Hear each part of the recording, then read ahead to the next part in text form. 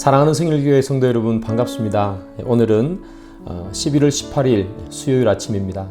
날씨가 조금씩 더 추워지고 있네요. 여러분 건강 조심하시고 하나님의 말씀으로 오늘 하루도 영육간에 강건한 하루 되기를 소망합니다. 제가 기도하겠습니다. 하나님 감사합니다. 이 시간에 저희들이 하나님 말씀 앞에 있습니다. 오늘 하루도 저희들이 하나님의 말씀으로 승리하기를 원하는 마음에 저희들이 마음문을 열고 주님의 말씀을 기다립니다. 귀한 주님의 말씀이 저희들의 마음판에 새겨지게 도와주옵소서. 예수님의 이름으로 기도드립니다. 아멘. 네, 오늘 함께 보실 하나님 말씀은 다니엘서 2장 24절부터 35절까지입니다. 이에 다니엘은 왕이 바벨론 지혜자들을 죽이라 명령한 아리옥에게로 가서 그에게 이같이 이르되 바벨론 지혜자들을 죽이지 말고 나를 왕의 앞으로 인도하라. 그리하면 내가 그 해석을 왕께 알려드리리라 하니 이에 아리옥이 다니엘을 데리고 급히 왕 앞에 들어가서 아뢰되 내가 사로잡혀온 유다 자손 중에서 한 사람을 찾아내었나이다.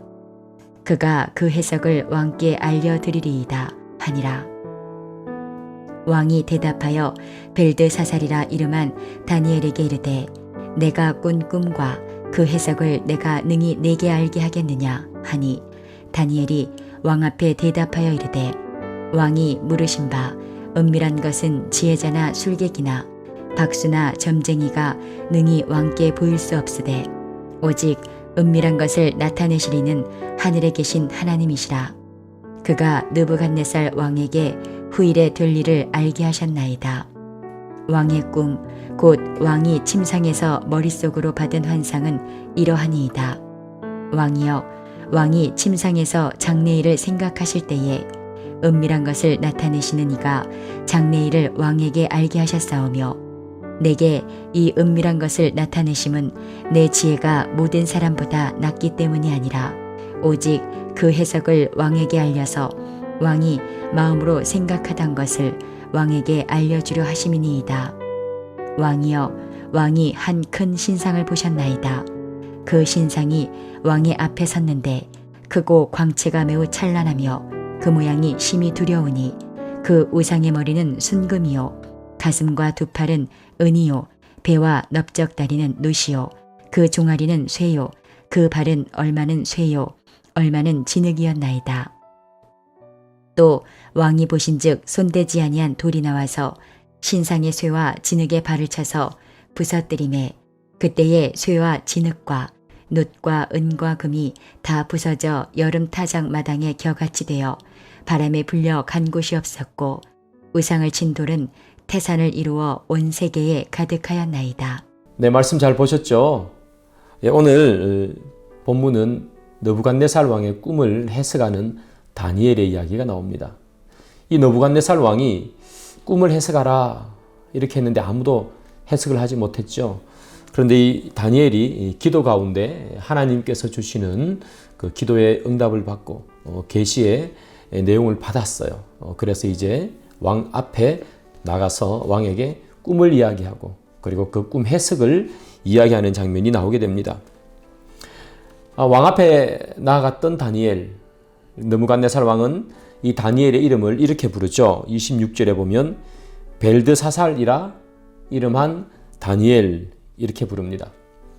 이 느부갓네살 왕은요, 이스라엘 백성들을 통치하는 방법, 그게 무엇이었는가 하면 자국으로 끌고 오는 거였습니다. 자국으로 끌고 와서 그들의 이름을 바벨론식 이름으로 다 바꾸어 버렸습니다. 우리나라가 일제시대 때 이름을 일본식 이름으로 바꾸는 것처럼 자기 나라식으로 이름을 바꾸어 버렸죠.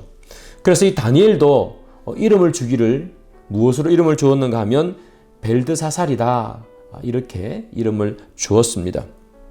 여기 벨드사살 이름의 뜻이 무엇인가 하면요, 벨이여 그의 아들을 보호하소서 하는 뜻이 바로 벨드사살이라는 이름이죠. 이 벨이여 그의 아들을 보호하소서 할 때 이 벨은 바벨론 신의 이름입니다. 벨이라고 부르기도 하고요, 또는 마르둑 이렇게 부르기도 하는데요.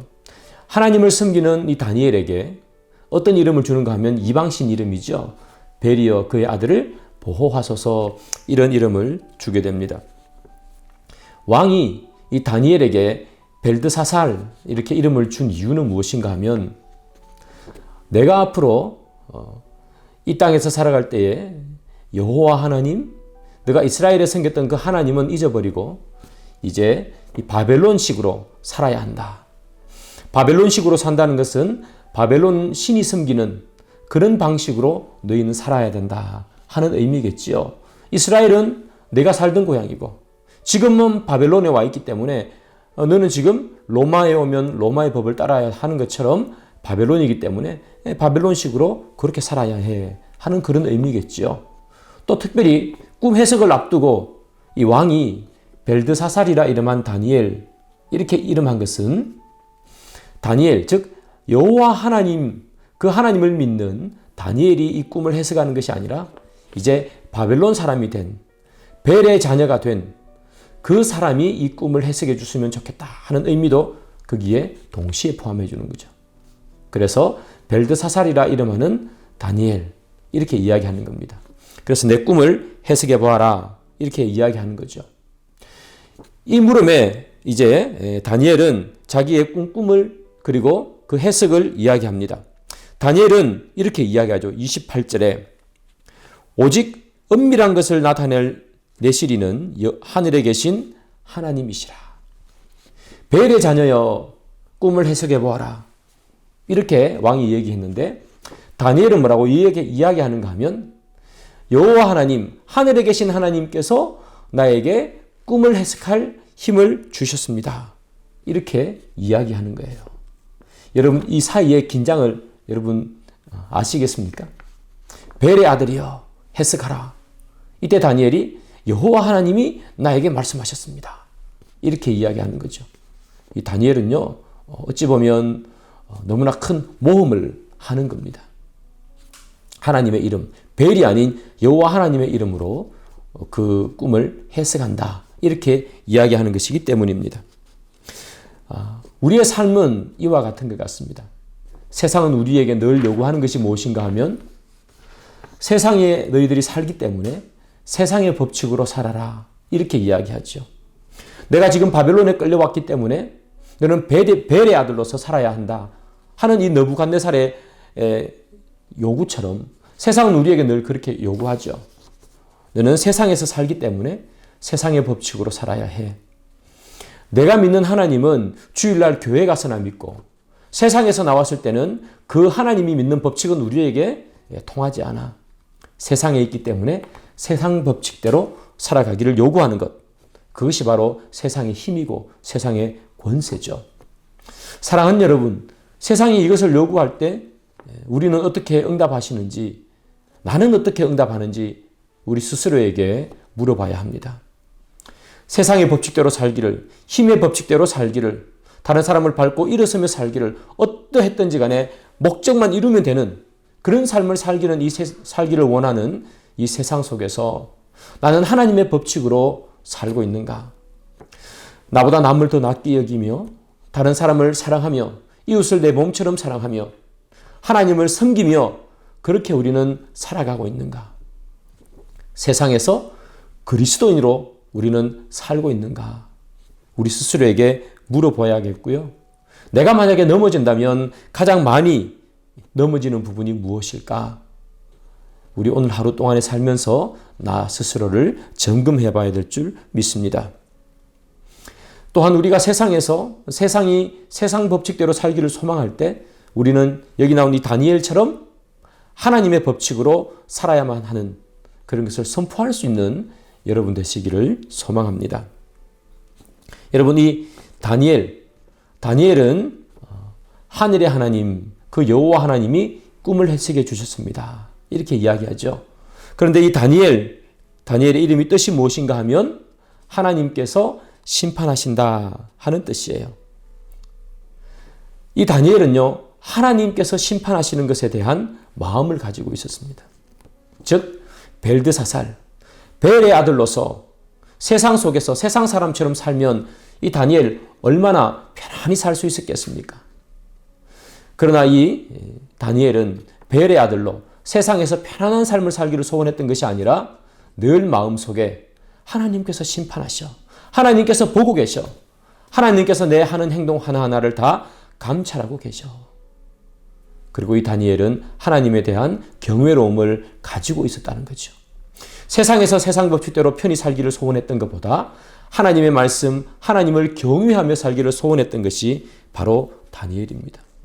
왕 앞에서도 이 에스더처럼 죽으면 죽으리라는 마음으로 내가 왕의 신하가 아니라 하나님의 자녀임을 선포하면서 살아갔던 사람이 바로 여기 나온 이 다니엘이죠. 사랑하는 여러분, 우리는 세상 속에서 세상에서 섞여 살면서 편안히 살아가기를 소원하시는 그런 인생인가? 아니면 세상이 원하는 것대로 내가 그렇게 살지 않으면서 하나님을 경외하며 어찌 보면 물살을 거꾸로 올라가는 그런 연어처럼 우리는 살기를 소원하는가? 우리의 삶을 돌아보면 좋겠고요. 이 다니엘이 여러분 벨의 아들로서 세상 속에서 바벨론의 법칙대로 그렇게 살았다면 편안히 살 수는 있었겠죠. 그러나 느부갓네살 왕이 자기의 꿈을 해석하라고 했을 때 벨의 아들로 살았다면 하나님의 꿈 해석의 계시를 받지 못했을 겁니다. 그는 편안한 삶을 살았겠지만 느부갓네살 왕의 꿈을 해석할 수 없었기에 그는 또 그의 세 친구는 죽음을 맞이했겠죠. 세상 법칙대로 살면 편안하게 살 수는 있지만 결국은 죽을 수밖에 없는 인생이 되는 거죠. 그러나 세상 속에서도 그리스도인처럼 그렇게 하나님의 심판, 하나님의 경외함을 믿으며 살았기에 그는 하나님으로부터 계시를 받을 수 있었고 그는 또한 살 수 있었고 그리고 많은 사람들을 살릴 수 있었습니다. 당장은 세상 속에서 섞여서 살아가는 것이 편안해 보이고 무리 없이 사는 것 같고 그렇게 살 수 있는 것 같지만 사랑하는 여러분, 세상에서 섞여 사는 것은 결국 나에게 죽음이 옵니다.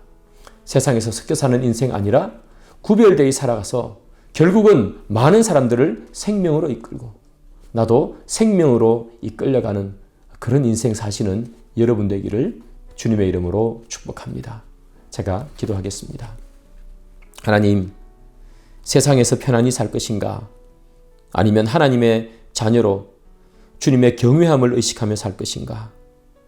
하나님, 이 둘 가운데 저희들 머뭇거리지 않게 하시고 다니엘처럼 하나님을 경외하며 살아갈 수 있는 저희들 되게 오늘 하루도 인도해 주옵소서. 예수님의 이름으로 기도드립니다. 아멘.